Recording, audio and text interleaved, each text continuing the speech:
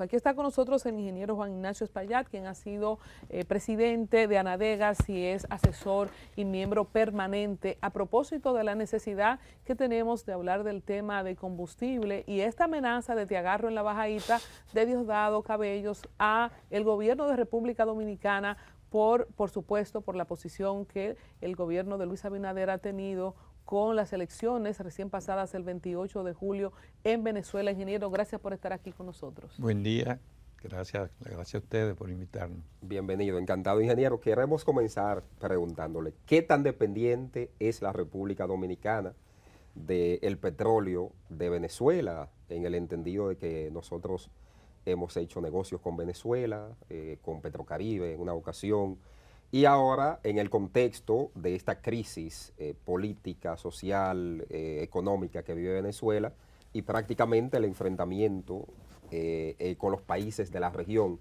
que no aceptan o rechazan el régimen de Nicolás Maduro? Bueno, nosotros no tenemos ninguna dependencia de Venezuela.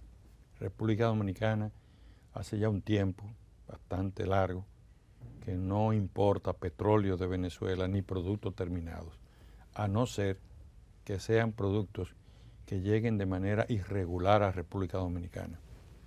Nosotros hemos estado impactados porque hay generales en Venezuela que manejan ventanas, que lo llaman ellos, que sacan combustible de forma irregular y salen a otros en busca de clientes.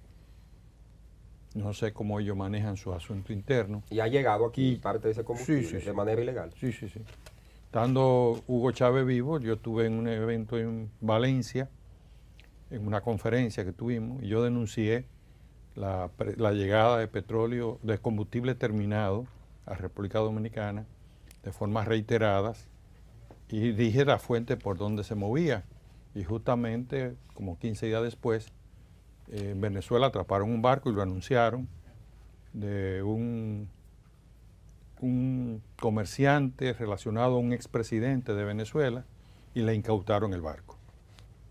Y aquí había un tráfico que llegaba por ahí, básicamente por Barahona, pero también venía aquí al río Osama y venía también al río Jaina. ¿Petrotráfico sería eso entonces? Sí, esos eran de los combustibles que andaban siempre buscando clientes que no eran de un orden formal, eran combustibles ilegales que muchas veces ministros del gobierno de esa época lo protegían.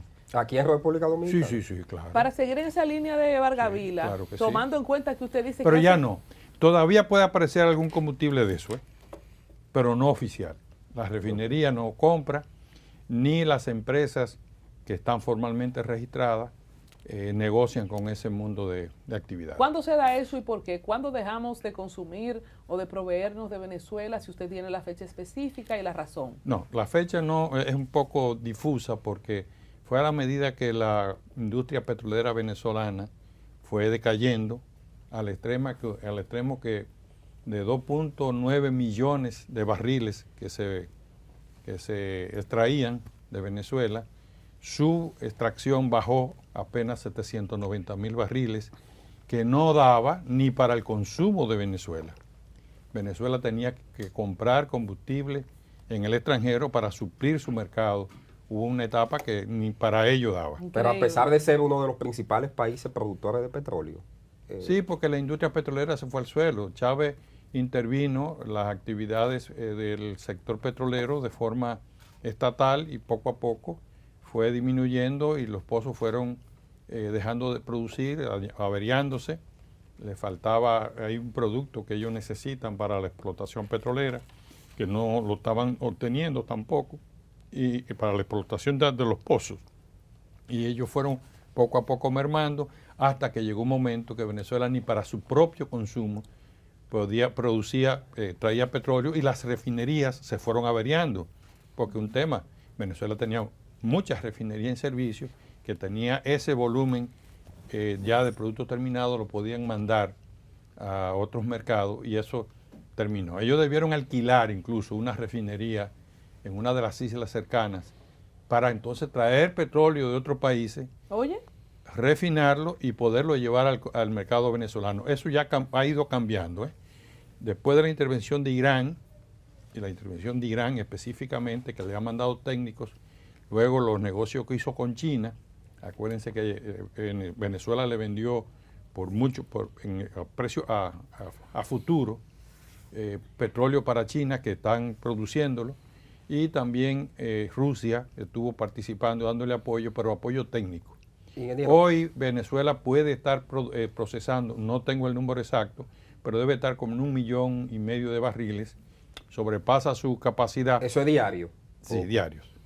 Okay. No le da para cumplir los compromisos con China, y Estados Unidos intervino también después de que negoció con Maduro para que se convocara elecciones, y le dio paso a Chevron que volviera a activar algunos procesos que vive Venezuela, y eso contribuyó que lo que Chevron estaba sacando, unos 200,000 barriles, se iban al mercado americano.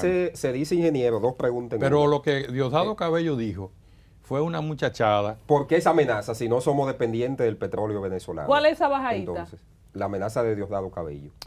Pregúntele a Diosdado, porque Diosdado está usándonos nosotros como si fuera un show mediático. Diosdado no es funcionario para que el presidente le contestara a Diosdado. Era una situación que el presidente debió haber ignorado, esa posición de Diosdado, y simple y llanamente nosotros, como no le compramos petróleo a Venezuela, no tiene ningún tipo de impacto ni de proceso en la República Dominicana.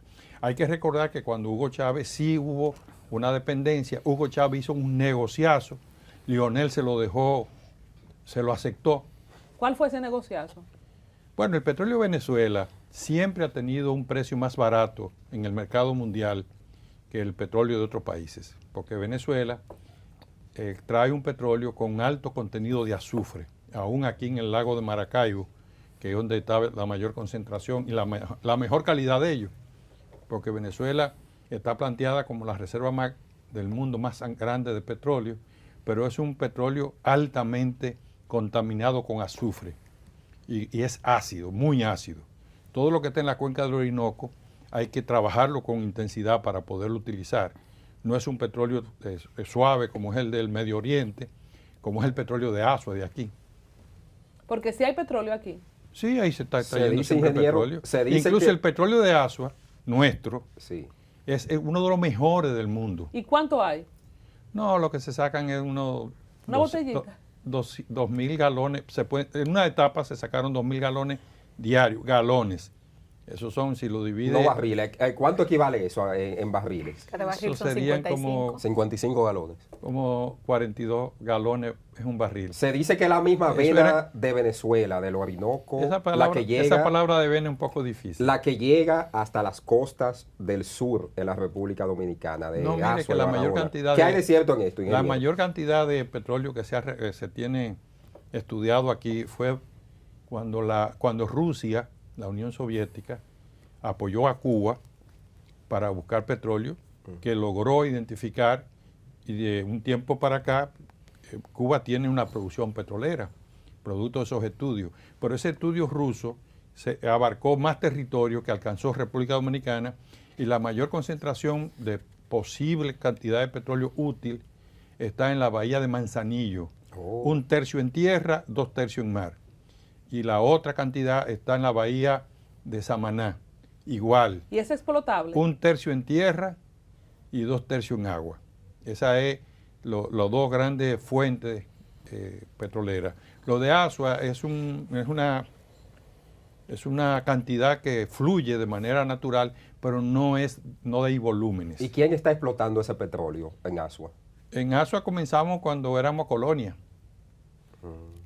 Aquí, República Dominicana, el territorio de la Española era el territorio donde se reparaban los barcos de madera. Acuérdate que en la época colonial los barcos eran de madera, aprovechando dos condiciones: que había aceite de la tierra, que salía de la tierra, que era el petróleo, para sellar la madera, y había cambrón, una madera buena. Cuando un barco se averiaba, en la época colonial, uno de los destinos más seguros para venir a repararlo era la bahía de Ocoa. Sí. Y ahí era el aceite de la tierra, que sigue estando ahí, sigue manando petróleo, no se tiene cuantificado. Y hay también una identificación de petróleo en la cuenca próximo al lago Enriquillo. Ah, pero aquí hay mucho. Son 3 cuencas que hay importantes. Nosotros presentamos en una ocasión videos Son 3 cuencas. y no quisieron Ahora, desmentir. Ahora, el tema es hasta dónde es rentable, porque cuando don Antonio perforaron un pozo ahí en Charco Largo y resultó que fue un fracaso, no dio en la diana el pozo. Pero sí la cuenca muestra que esos estudios lo hizo la Unión Soviética en 1982. Y yo me alegro que la refinería hoy retome esos estudios y lo dé a conocer, pero debe darlo a conocer con la realidad que tiene. Ingeniero, yo quiero con su anuencia presentar esta caricatura de un genio que tenemos en República Dominicana que se llama Cristian Hernández. Y Cristian tiene su página de Cristian Caricatura. No es esa, no, es la caricatura de el presidente dominicano comiendo alimentos y el presidente de Venezuela, Diosdado Cabello, comiendo petróleo. Cuando usted dice el presidente no debió responderle a Diosdado porque no está a su nivel, y el video, él tiene un show de YouTube, que de hecho ya le dieron su placa de plata. Y con el mazo dando. Yo coincido con usted, porque la frase que le elige es, nosotros somos que tenemos el petróleo y yo lo agarro en la bajadita. Y eso motivó esta caricatura de Cristian, que usted bien cita, que el presidente quizá no debió responderle, porque le dice que tenemos la economía más, la séptima economía de Latinoamérica o de Centroamérica, le dice una serie de cosas. Cuando se deterioró las relaciones, o más bien la producción de petróleo en Venezuela, nosotros dejamos de depender, y ahí está la caricatura precisamente, ¿verdad? Que si el presidente no le responde, no tuviéramos este tipo de feedback, ¿verdad? En los creadores de contenidos. ¿Qué puede venir en el futuro? Porque sea un petróleo altamente ácido, como usted dijo, no. Sí, Venezuela es una potencia, ¿verdad? Y quizás por eso en su momento Petrocaribe con UNASUR surtió el efecto que surtió para Hugo Chávez. Pero para Hugo, no para nosotros. ¿Cómo no nos convino? Si antes decía que era petróleo regalado y que le debemos a Venezuela por eso. Eso no es así. Que era intercambio de habichuelas. Eso no es así. Déjame concluir con esa parte. Yo le hubiera dicho al encargado de negocios de República Dominicana en Venezuela que le contestara a Diosdado, no el presidente. ¿Y qué había que Ni el contestarle? canciller tampoco. ¿Qué había que contestarle a Diosdado? Simple y llanamente que nosotros no dependemos y que nosotros no le compramos petróleo a ellos porque ellos no tienen. Podría ser en el futuro que tengan, pero por ahora no tienen. Esa es la única respuesta que podíamos darle. Pero lo hubiera puesto el encargado de negocios, tú ves. Ni al canciller de la República lo hubiera yo. ¿Usted cree que quiso darnos con el mazo, como dice el nombre de su programa? No. Eso es un gobierno... Con el mazo dando. Es un gobierno frustrado. Fíjate por qué no nos convino el negocio de Petrocaribe. Aquella vez, yo recuerdo que había un evento en el alma mater de la UAS, que Leonel fue, antes de firmar con Venezuela. Y yo tuve la oportunidad de hablar con Leonel parado, claro está, y decirle, presidente, no haga acuerdo con un productor de petróleo, que el petróleo, el combustible anda en el mundo dando vueltas. Y ahí me dijo, no, ingeniero, lo que pasa es que hay crisis petrolera y entonces es una garantía del país. Digo, no, así no es la garantía. Porque cuando usted pone en manos de un productor una estructura tan importante como la refinería, que fue ahí que también lo hizo, usted está poniendo a depender de un actor cuando usted tiene pozos petroleros por el mundo entero. El tiempo me dio la razón. Y el Petrocaribe fue un gran negocio para Hugo. Pero mira, es la primera vez que yo oigo esto, ingeniero. Claro, porque la imagen que se había vendido es que ellos nos regalaron ese petróleo y nosotros le dimos habichuelas y pastas. No. Nosotros, el acuerdo de Petrocaribe suena bonito. Pero lo primero que Hugo Chávez tuvo fue que logró los clientes más cercanos a Venezuela, donde hay menos costo para operar. Acuérdese que normalmente cuando vende a precio CIF. Entonces el transporte es un costo. Y entonces ellos podían cómodamente alrededor de Venezuela colocarse el petróleo que producían y les salía más barato. Pero en adición a eso, ese 5 a 10% más barato que se vende el petróleo venezolano, el petróleo, no los productos terminados, el petróleo venezolano, ellos lo pusieron a precio de bolsa. Y en adición a eso, el precio de bolsa es un precio que es de oportunidad, porque se cogió la Bolsa de Valores de Texas para referenciarlo. Ahora, Venezuela siempre vendía bajo contrato y a precios preferenciales con quien le comprara el petróleo. Y una cosa era lo que en bolsa se publicaba, que cuando el petróleo estaba, imaginemos, a $20, estoy hablando atrás, el petróleo venezolano costaba entre 16 y 18 dólares, no contaba $20 en bolsa. Pero si usted vende por contrato, probablemente usted, en vez de vender a 18 o a 16, lo vendía a 14 para poder salir de él. Ahora, con este acuerdo, él vendía a precio de bolsa, ya primer beneficio de él. Segundo, lo ubicó alrededor de Venezuela, que tenía menos costo de transporte. Hugo Chávez era un genio, para defender sus intereses. Y en definitiva, tuvo la habilidad de lograr que el gobierno le asignara el 49% de la refinería y pasaron a tener entonces el suministro obligado de Venezuela. Aunque en el mercado internacional estuviera más barato, tenía que comprar a Venezuela. No se ha dicho, y lo voy a decir ahora, eso provocó que la Shell abandonara la refinería. Porque el negocio de Shell era comprarse ellos mismos petróleo en el mundo, fijar los precios a bolsa y aplicárnoslo a nosotros, como en el mercado local, a la refinería en esos precios, beneficiándose de manera subsidiaria o de manera principal, mucho más que operar la refinería. Cuando usted le dice a ese socio que usted tenía, usted no puede traer su petróleo ahora de Venezuela, ese socio suyo se fue. O sea que no fue tan beneficioso el acuerdo Petrocaribe. En Haití dejó un lío armado de más de 2.000 millones de dólares, que el presidente Jovenel Moïse se dice que esa fue una de las causas de su muerte también, de su magnicidio, porque él intentó reclamar el tema de las deudas de Petrocaribe, que Haití no se benefició. Entonces, o sea que no fue tan beneficioso para los países de la región, es lo que usted quiere decir, este acuerdo Petrocaribe. Ese acuerdo fue favorable para el gobierno dominicano, porque el gobierno dominicano automáticamente sí recibía de la refinería el pago del 50% restante del petróleo, y entonces lo usaba en su proyecto y su plan. Incluso no lo ponían en presupuesto, era una entrada adicional que tenía el gobierno. No lo ponían, después fue que lo comenzaron a poner en presupuesto. Entonces, ¿qué pasa? El gobierno cobraba el 50% restante y como Estado pasaba a tener la deuda frente a Venezuela, una deuda blanda, hay que decirlo, una deuda que favorecía la producción nacional, entre comillas. ¿Por qué entre comillas? Porque no hubo ningún beneficio de la producción nacional. Se suponía que ese 50% a la República Dominicana podía vendérselo a Venezuela a través con mercancía, producción agrícola o fabril, servicios, pero cuando usted hace el balance, la República Dominicana, oiga lo que voy a decir, le llegó a vender habichuela a Venezuela, pero lo traía de otros países. ¿Qué? Pero en San Juan no se producía suficiente. Sí, pero no es que la tierra de la máxima. Óigame, es que aquí nunca... El granero del sur. Atiéndame, aquí nunca la habichuela ha sido suficiente para el mercado local. Y entonces el gobierno lo que hacía es que la compraba y se la mandaba a Venezuela. ¿Y qué otro producto se mandó? Que yo tengo control y dominio, pastas alimenticias. Aquí sí se le despachó. Pero producida aquí la pasta. Pero ¿y cómo va a ser producida aquí?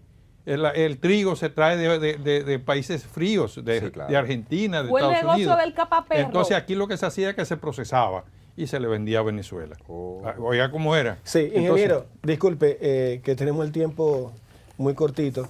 Queremos cerrar el tema de las posibilidades reales que tiene República Dominicana de exportar petróleo con la información que usted mismo acaba de dar. ¿De exportar? De producir, explotar el tema del petróleo en la República Dominicana. ¿Podemos soñar con nosotros ser un productor de petróleo con la misma información que te acaba de entregar, de tener 3 cuencas? Sabemos que la exploración que se hizo hace poquito fue superficial y aparte que de los años 80 hasta ahora han pasado más de 40 años, puede ser que la tecnología obviamente mejoró. ¿Cuál es su mirada real? ¿Podemos tener expectativas reales o lo que tenemos es muy poquito? Bueno, mire, nunca se debe de abandonar las aspiraciones. Y yo creo que sí, que debemos seguir firmes en eso.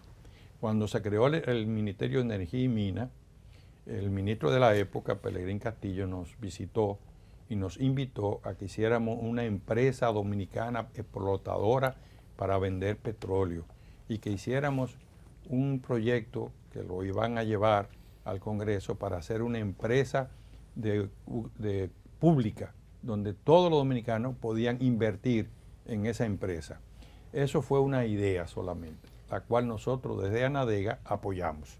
Creíamos que era prudente, que si nosotros iniciábamos un proceso firme de explotación, pudiéramos hacer lo mismo que hizo el gobierno de Colombia, Esa capacidad petrolera de Colombia que hoy conocemos se debe a que el Estado colombiano decidió poner en manos de la ciudadanía la inversión en una empresa petrolera colombiana para darle fortaleza a la actividad y la integración de la sociedad que pudiera invertir en ella. Era la misma idea.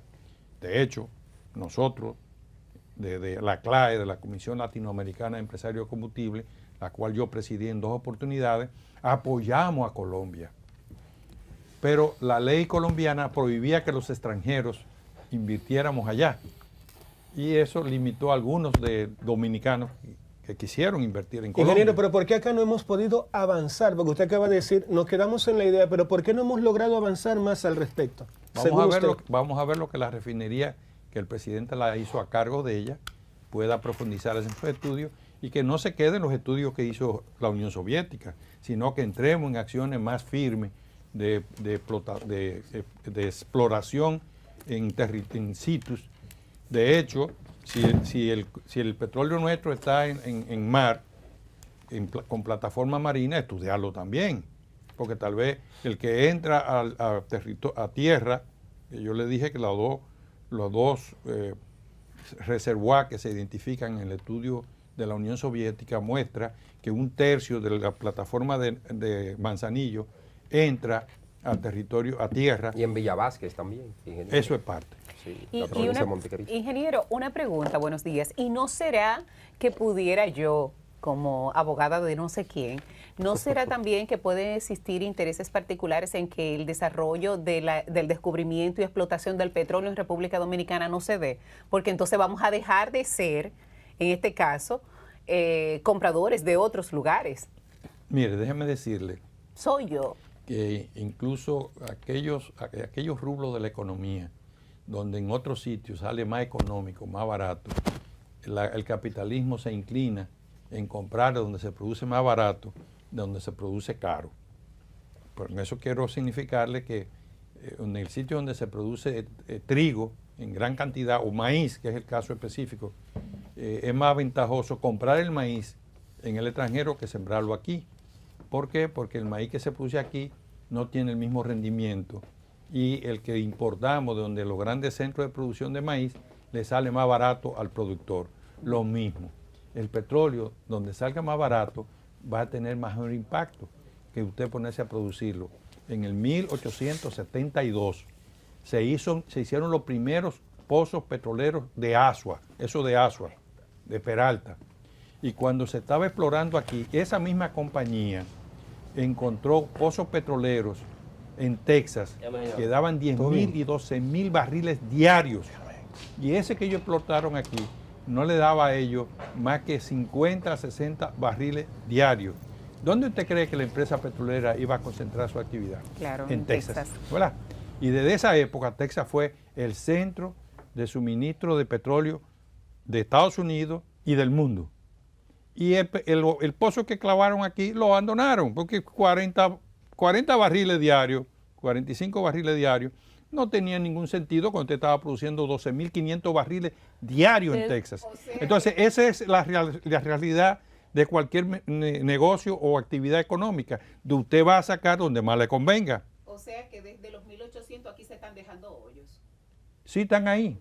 Esos son los pozos que están ahí. Bueno, eso pasa con el oro también. Una preguntita corta y finalmente de mi parte, que despedimos con Vargavila. Usted dijo ahorita, no se había dicho por qué Shell se fue. ¿Qué perdió la República Dominicana con la salida de la operación de Shell y por qué no se había dicho eso antes? Ganamos mucho cuando se fueron.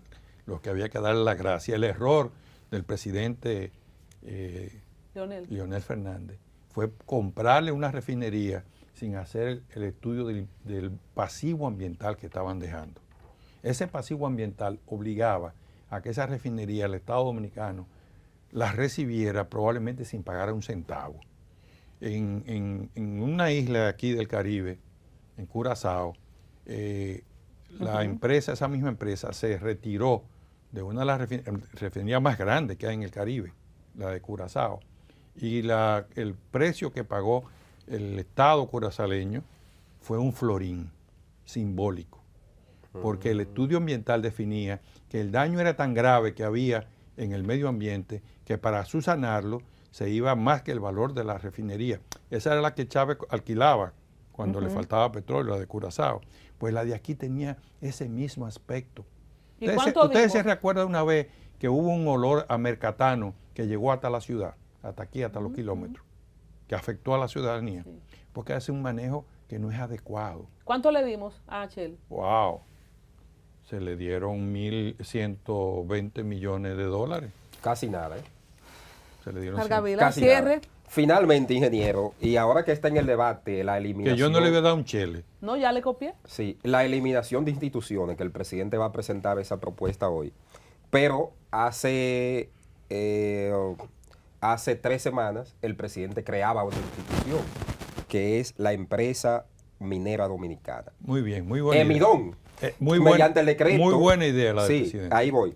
453-24, que se dice que eso es para poder insertar al ingeniero Ramón Alburquerque, que vamos a esperar a ver si es verdad. No. Vamos a respetar. El presidente dispuso, vamos a respetar, no, eso es para aprovechar la condición el tema de las tierras raras. Tierras raras, pero no solamente tierras raras, yo quiero corregir. El problema de nosotros es que nosotros tenemos la mejor caliza del mundo para producir paneles solares y para producir diodos. La mejor caliza del mundo, que ¿dónde está? China continental, China nacionalista, es de aquí, que tiene del año 80 y pico llevándose caliza de aquí para producir paneles solares. Hay mucha caliza. Allá en mi provincia hay caliza. Por ahí es que está. En Cayuco, en Dajabón. Pero, ingeniero, estoy hablando aquí en la Descubierta y en Santa Elena de Barahona. Descubierta de Independencia y Santa Elena de Barahona. Que o sea que nada más aquí no es la tierra rara, sino la oportunidad de nosotros procesar esa caliza para tener chips, ¿verdad? Sí. Capacitores, diodos, y producir, aprovechar las tierras raras que están en pedernales. Y eso es una iniciativa. En restauración también hay tierras raras. No se ha registrado en restauración. Claro, pero esto no entraría en choque con el Ministerio de Energía y Minas. O sea, no hay una duplicidad de funciones. Empresa Minera Dominicana y Ministerio de Energía y Minas. ¿Cuál es la diferencia? No, el ministerio iría a dirigir la empresa, o controlaría, normaría la empresa como si fuera una empresa privada, y la empresa haría su labor de captación de inversionistas, de tecnología, y desarrollaría muchos empleos en República Dominicana. Si nosotros nos convertimos en un centro de manejo de alta tecnología, óyeme, Taiwán, ¿tú sabes quién es Taiwán? No, ese es China, claro. China nacionalista. La grandeza de China nacionalista. Que es una provincia de China. China la considera una provincia. No, provincia rebelde. El acuerdo que se hizo en la ONU, en el año 46 creo que fue, era que se iba a permitir que el gobierno que Mao derrocó, que Mao Zedong derrocó, que eran más o menos 13 millones de gente que tenía alrededor, acuérdense el tamaño de China, 13 millones no es nada, que derrocó, para que no se generara un suicidio, un asesinato colectivo, porque el ejército maoísta lo estaba arropando, fue que se llegó a un acuerdo que lo dejaran ir a esa isla, y Mao acordó que sí, pero que seguía siendo una provincia, territorio chino, y se lo cedió por 100 años, que eso es otra cosa. Okay. En el caso que nos ocupa, yo quiero destacar que la grandeza de Taiwán está en esos procesadores, que desde el año 80, 81, 82, aquí, 86, excúsenme, República Dominicana es el suplidor principal de Taiwán, en caliza. Con esa caliza se producen los paneles solares, los diodos, y los chips, los microchips. Y eso ha sido una alimentación por eterno, y por eso es la grandeza de Taiwán. ¿Y qué nos dejan a nosotros? Yo creo, casi nada. No, ¿qué es lo que nos van a dar? Yo creo como la barrigol. Yo creo que tenemos que invitar al Pero ingeniero. Si nosotros tenemos una empresa minera que por la tierra rara se inicie con los criterios de alta tecnología, muy buena decisión de Luis. Tenemos que invitarlo a hablar de eso. Ahora, sobre los ministerios y reducir al Estado, sí hay que estudiarlo y hay que proceder con inteligencia. Los funcionarios que hoy tenemos, que nos representan, deben tener la cautela necesaria para que cada paso que demos sea para beneficio de la economía dominicana y de la sociedad dominicana. Bueno, agradecemos al ingeniero Juan Ignacio Espaillat, expresidente de Anadegas. Está claro que no dependemos del petróleo venezolano, y está abierta la invitación para un programa inextenso para hablar de eso, de tierras raras y todo lo que hay en suelo dominicano. Muchas gracias, ingeniero. Muchas gracias a usted.